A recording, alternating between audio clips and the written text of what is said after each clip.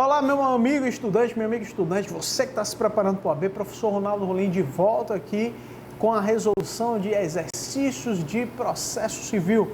Nós vamos falar de um assunto que às vezes dá uma dor de cabeça para quem está estudando, que é execução, mas não tem motivo para isso, tá certo? Lembrando aqui que o termo execução no âmbito mais genérico.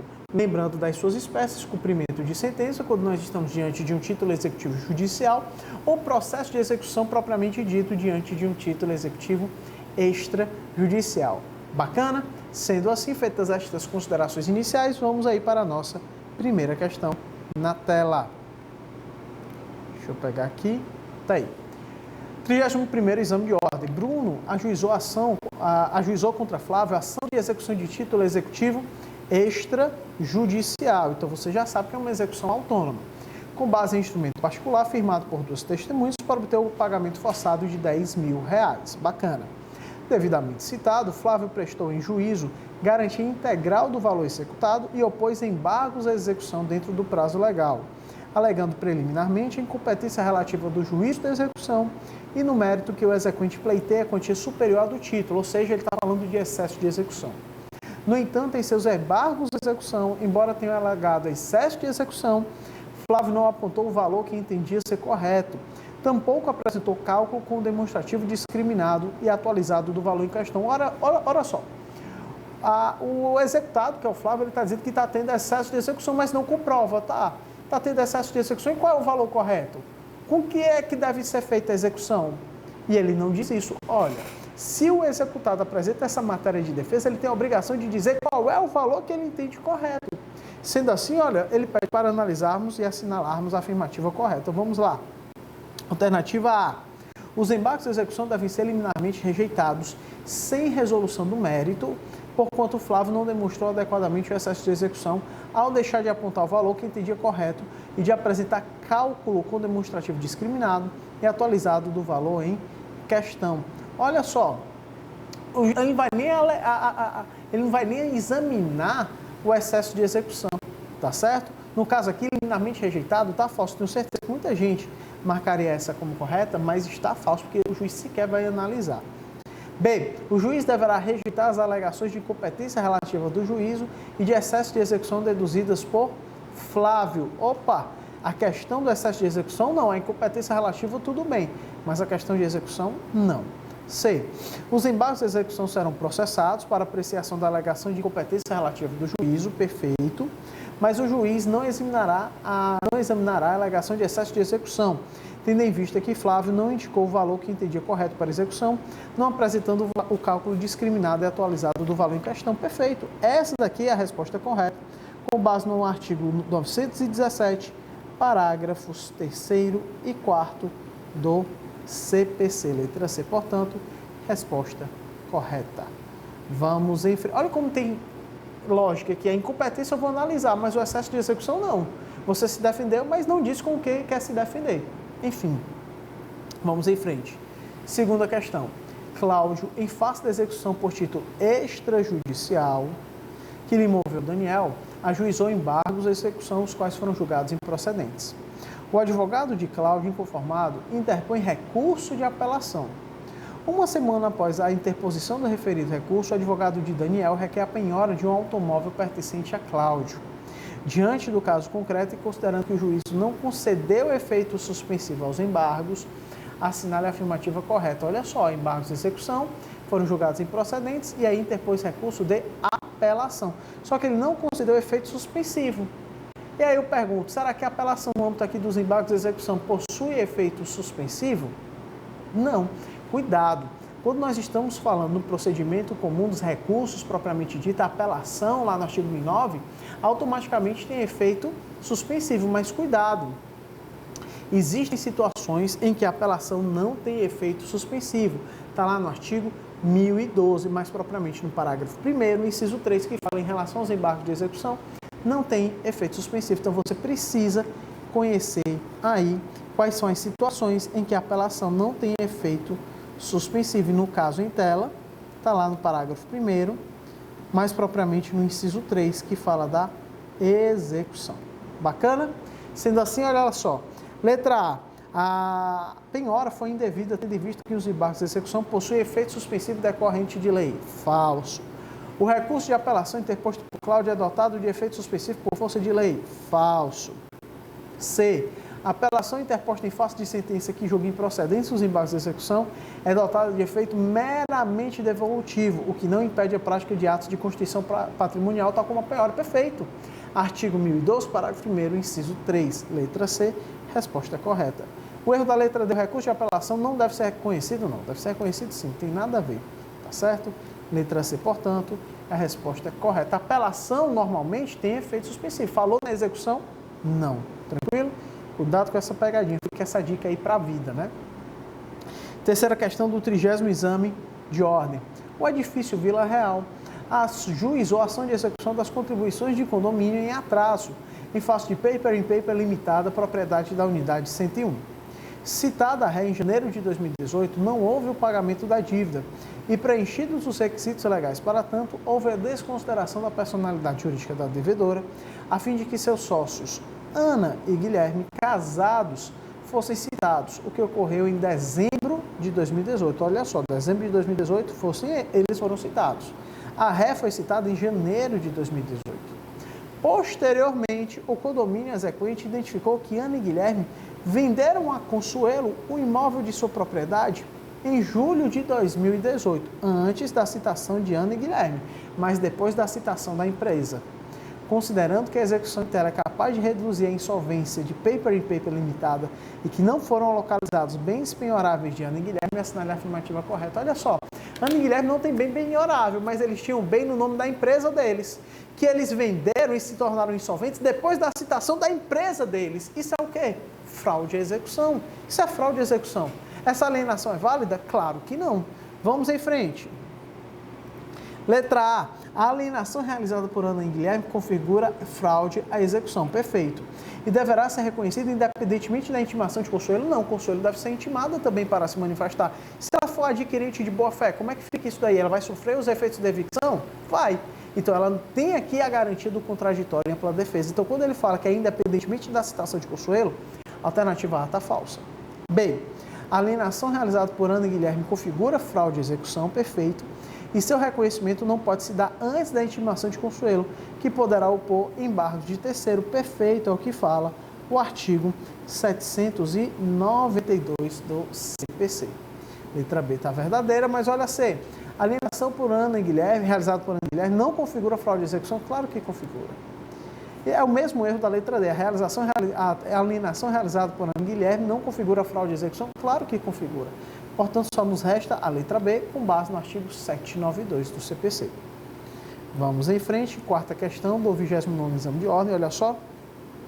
Maria, ao perceber que seu meio imóvel foi arrematado por preço vil, em processo de execução de título extrajudicial, procurou você como advogado ou advogada para saber que defesa poderá invalidar a arrematação. Você verifica que no 28º dia após o aperfeiçoamento da arrematação, a carta de arrematação foi expedida. Uma semana depois você prepara a peça processual. Como é que você vai impugnar a arrematação? É essa a questão. E aí você vai ver lá no artigo 903, parágrafo 4º, que uma vez expedida a carta de arrematação, você só tem aqui a ação autônoma. Ação autônoma. Tá certo? Então vamos lá. Letra A, impugnação à execução? Não. Nós estamos falando da arrematação, nós não vamos impugnar a execução como um todo. Falsa, letra A. B, petição simples nos próprios autos do processo de execução? Não. C, ação autônoma de invalidação da arrematação? Exatamente, a execução continua e a invalidação da arrematação em ação autônoma. Embargos do executado? Nada a ver. Então, letra C, com base no artigo 903, parágrafo 4º. Ah, professor, mas é um dado muito pontual lá que eu tenho que ler o CPC, sim. Sim, realmente aqui foi uma questão difícil que você tinha que saber da invalidação de arrematação. Tem que ler essa parte de processo autônomo de execução, você tem que ler tudo. Arrematação, penhora, tudo, tá certo? Infelizmente você tem que saber, mas claro que nós estamos aqui, né, para lhe dar o caminho das pedras. Então, quarta questão, letra C, correta. Vamos em frente. Pedro, quinta questão, Pedro propõe execução de alimentos. Grife bem isso aqui, alimentos. fundada em título extrajudicial em face de Augusto, seu pai, no valor de R$ 10.000. Regularmente citado, Augusto não efetuou o pagamento do débito, não justificou a impossibilidade de fazê-lo e não provou que efetuou o pagamento e muito menos ofertou embargos de execução, ou seja, ele quedou sinete. Pedro, então, requereu a penhora do único bem pertencente a Augusto que for encontrado, qual seja, R$ 10.000 que estavam depositados em caderneta de poupança. O juiz defere o pedido. Olha só, o que é que você aprende? A gente aprende que os valores depositados em caderneta de poupança são impenhoráveis até o valor de 40 salários mínimos. Aí ele fez de propósito aqui, R$ 10.000. R$ 10.000 está abaixo de 40 salários mínimos? Tá. Então, pela regra geral, esse valor é impenhorável? É. Só que aqui nós estamos falando de uma ação de execução de alimentos. A ação de execução de alimentos tem natureza o que? Alimentar. Então, quem está precisando para manter a sua subsistência. Então, essa regra da impenhorabilidade da poupança, ela não permanece quando se trata de execução de alimentos. Tá certo? Então, esse valor pode ser penhorado? Pode. Professor, foi uma pegadinha da banca? Foi. Então, você tem que ter noção aqui do artigo 833, que fala daquilo que é impenhorável, mas do parágrafo 5º, que fala da exceção em relação à execução de alimentos. Bacana? Vamos analisar as alternativas. Letra A. Ela foi equivocada, pois valores depositados em caderneta de poupança, em toda e qualquer hipótese, são impenhoráveis? Não, não é toda em qualquer hipótese. Lembre também dos 40 salários mínimos. Ela foi correta, pois o Código de Processo Civil permite a penhora de quaisquer valores depositados em aplicações financeiras? Também não, está generalizando demais. C. Ela foi equivocada, na medida em que o CPC assegura a impenhorabilidade da caderneta de poupança até o limite de 100 salários mínimos, independente da natureza do débito. Totalmente errado. Ele poderia até ter dificultado, né? Colocado uma pegadinha, até 40 salários mínimos, né? Mas enfim, ele ficou seu amigo aqui, ele foi bem e lhe deu uma colher de chá. Letra D, ela foi correta, pois o CPC admite a penhora de valores depositados em caderneta de poupança para o cumprimento de obrigações alimentícias. Mais uma vez, artigo 833, parágrafo 5º, letra D, resposta correta. Vamos em frente, sexta questão aí do 27º exame de ordem. Amanda ajuizou a execução por quantia certa em face de Carla, fundada em contrato de empréstimo inadimplido que havia sido firmado entre elas pelo valor atualizado na database de 20 de março de 2017 de R$ 50.000. Então pronto, está aqui. Execução por quantia certa. Carla foi citada e não realizou o pagamento no prazo legal. Tampouco apresentou embargos, limitando-se a indicar a penhora um imóvel de sua titularidade. Ou seja, ela disse, não, Amanda tem razão. Está aqui, R$ 50.000, eu não tenho dinheiro, não tenho nada. Está aqui, ó, penhora esse imóvel aqui. Carla informou que o referido imóvel valeria R$ 80.000, ou seja, suficiente para garantir a execução? Suficiente para garantir a execução. Amanda, após consultar 3 corretores de imóveis, verificou que o valor estaria bem próximo ao de mercado, de modo que pretende dar seguimento aos atos de leilão e recebimento do crédito, ou seja, ela não impugnou, ela realmente foi atrás de 3 corretores para saber se estava tudo ok e disse, eu concordo com o imóvel ofertado à penhora pela Carla, que é a executada. O que é que acontece? Está tudo ok? Prossegue. Diante de tal situação, assinale afirmativo que melhor atende aos interesses de Amanda. Olha só. Ela deverá requerer ao juiz a avaliação do imóvel por oficial de justiça avaliador? Não. Ela sabidamente, de forma esperta, pegou 3 corretores de imóvel e foi lá para saber se estava de acordo. Ela viu que realmente vale R$ 80.000, então não vou pedir nada ao juiz, não, prossegue, eu quero ter o dinheiro, os meus R$ 50.000 no meu bolso. B. Deverá ser requerida ao juiz a avaliação do imóvel? Não precisa de avaliação do imóvel, ela já fez isso à parte. C. Ela deverá requerer ao juízo que este faça inspeção judicial no imóvel? Não, ela já fez isso à parte, não precisa. D. Ela deverá requerer que seja realizado o leilão com dispensa de avaliação judicial do bem, manifestando ao juiz concordância com a estimativa do valor feito por Carla. Perfeito. Qual o problema aqui? Nenhum. Prossegue a execução. Letra D, a resposta correta. Vamos em frente. Também do 27º exame de ordem. Cláudia, intimada pelo juízo da vara Z para pagar a CLEI de valor de R$ 20.000, com fundamento em cumprimento definitivo de sentença, realiza no prazo de 15 dias o pagamento de R$ 5.000. Olha só, ela tem 15 dias para pagar voluntariamente. Não fez, ela então tem aí que impugnar. Só que no caso aqui, ela pagou parcialmente, ela só pagou R$ 5.000. O que é que acontece? Opa, vai ter multa de 10%, e incidirão honorários advocatícios sobre o restante, sobre os R$ 15.000. Sobre os R$ 15.000, honorários advocatícios. Professor, onde é que está isso? Está lá no artigo 523, parágrafo 2º. Sendo assim, de acordo com o que dispõe o CPC, deve incidir multa de 10%, perfeito, perceba que aqui está tudo igual, e honorários advocatícios sobre R$ 15.000, sobre o restante. Artigo 523, parágrafo 2º, nem perde tempo, não marca a letra A como correta. Tranquilo? Tenho certeza que muita gente falaria que multa de 10% sobre R$ 15.000, não, multa de 10% no todo, cuidado com isso, tá certo? Vamos para a próxima.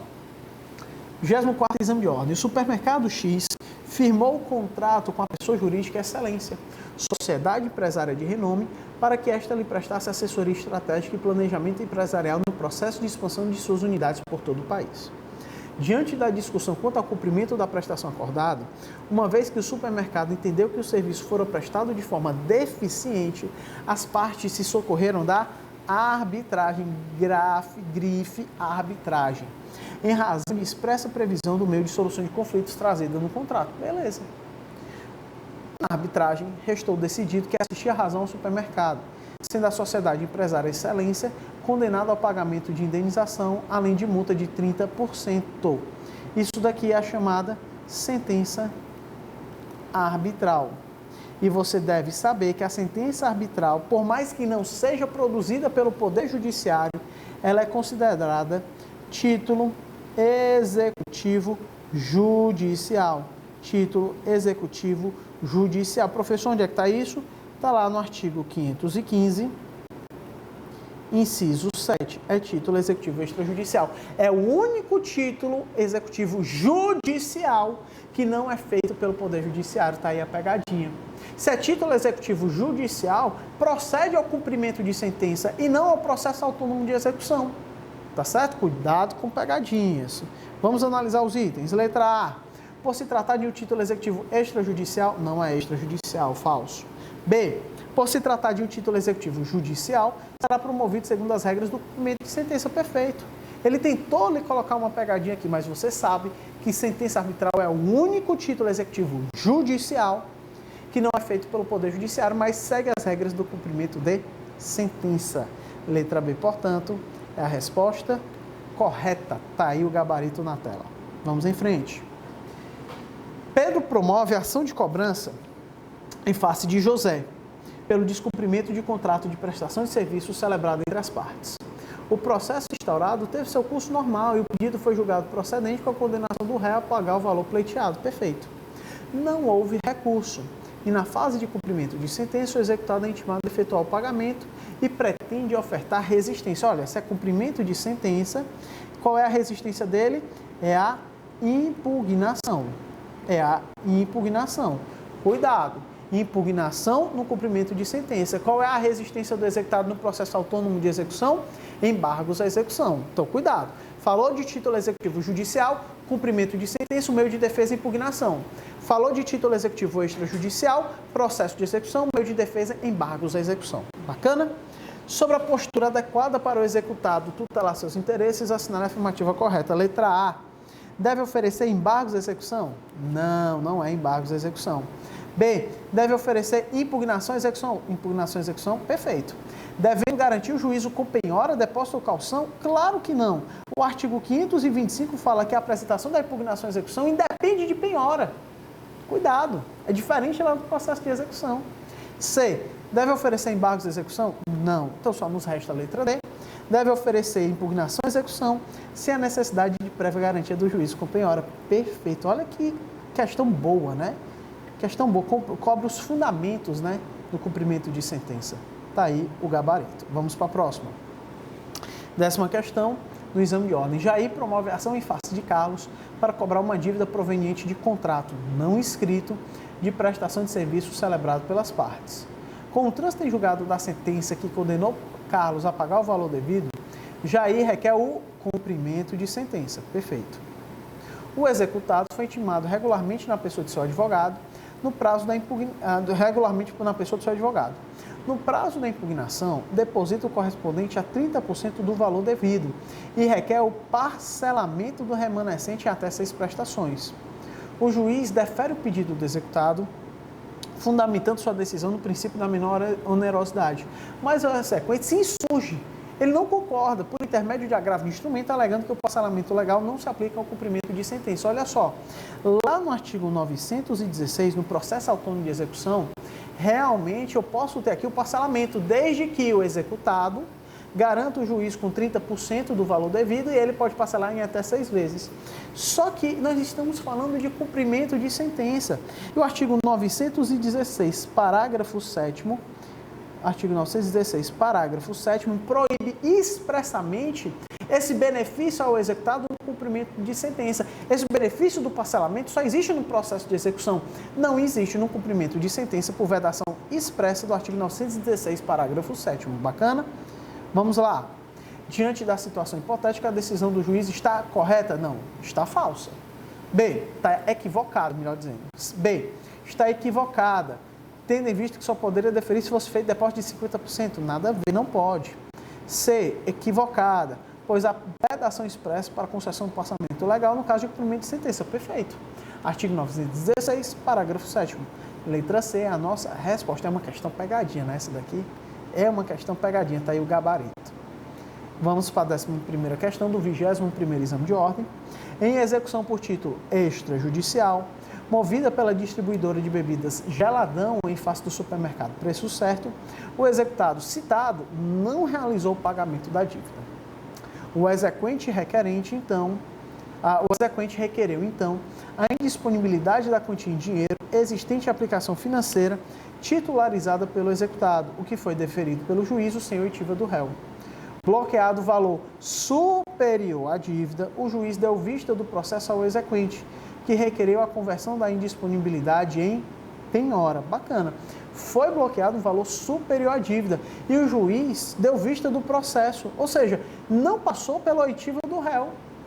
Cadê o princípio da execução de forma menos onerosa ao executado? Tem alguma coisa errada aqui.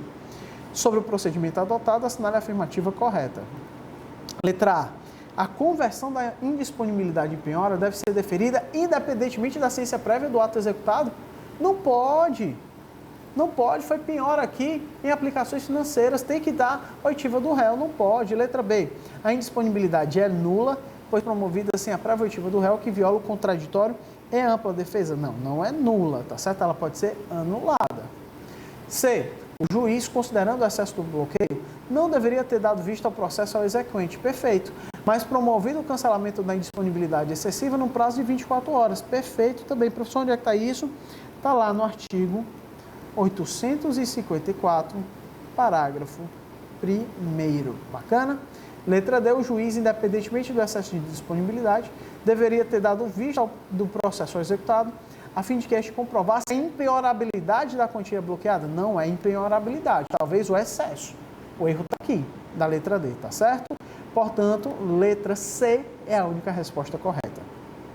E para finalizarmos, uma questão aí do 16º exame de ordem. Aqui cabe uma observação, nós estamos falando de execução.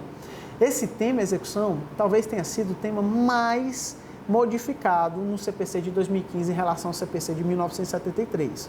O CPC de 2015, ele só foi cobrado a partir do 20º exame de ordem. Contudo, eu fui atrás dos outros exames anteriores e o único que eu achei assim plausível de nós colocarmos aqui, que pode ser respondido com base no CPC atual, foi o do 16º exame de ordem. Então, o restante está desatualizado, então está incorreto, não é bom nós considerarmos. Mas esse daqui eu fui garimpar e encontrei, tá certo? Então, dá para trabalhar essa questão de execução, mesmo sendo uma questão anterior do CPC de 73, mas dá para responder com base no CPC de 2015, porque é a mesma lógica, as mesmas regras, e tem inclusive um dispositivo no CPC que dá a resposta dessa 12ª questão, tá certo? Então, não estranhe a nada, ok? Então, vamos lá. Daniel possui uma pequena mercearia e costuma aceitar cheques de seus clientes como forma de pagamento. Ocorre que no último mês, 3 dos cheques apresentados no prazo foram devolvidos por insuficiência de fundos. Daniel não obteve êxito na cobrança amigável, não lhe restando, portanto, outra alternativa senão recorrer ao processo de execução. Ficou faltando aqui. Com base nessa situação hipotética, assinale a afirmativa correta. Letra A.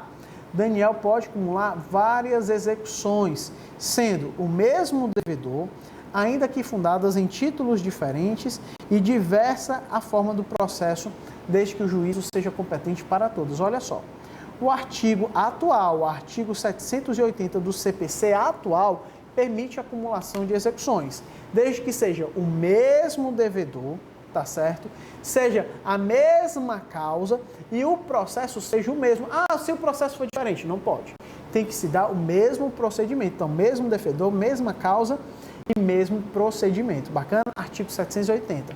Como é que ele fala que a forma do processo é diversa? Não pode.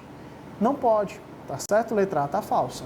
B. É vedado ao juiz examinar de ofício os requisitos que autorizam a acumulação de execuções? Claro que não. O artigo 780 do CPC de 2015 permite. C. Daniel pode acumular várias execuções, fundadas em títulos diferentes, ainda que diversos os devedores. Não, os devedores têm que ser os mesmos. Aliás, tem que ser o mesmo devedor. Letra D. Daniel pode acumular várias execuções, sendo o mesmo devedor, ainda que fundadas em títulos diversos, desde que seja competente o juízo e haja identidade na forma do processo. Está copiando o artigo 780 atual. Então, perceba que, por mais que seja uma questão do CPC anterior, pode ser respondida muito bem com o CPC de 2015. Por isso, eu mantive essa questão e a resposta é a alternativa D. Bacana? Meu amigo, minha amiga, nós vamos encerrando por aqui. Execução é um assunto muito cobrado, procedimento comum, recursos e execução, tanto no cumprimento de sentença, quanto no processo autônomo de execução. Fique atento a essas dicas, tá certo? Falou de título executivo judicial, cumprimento de sentença, impugnação. Título executivo extrajudicial, processo autônomo de execução, embargos de execução. Vou ficando por aqui. Um grande abraço, bons estudos e sucesso na prova da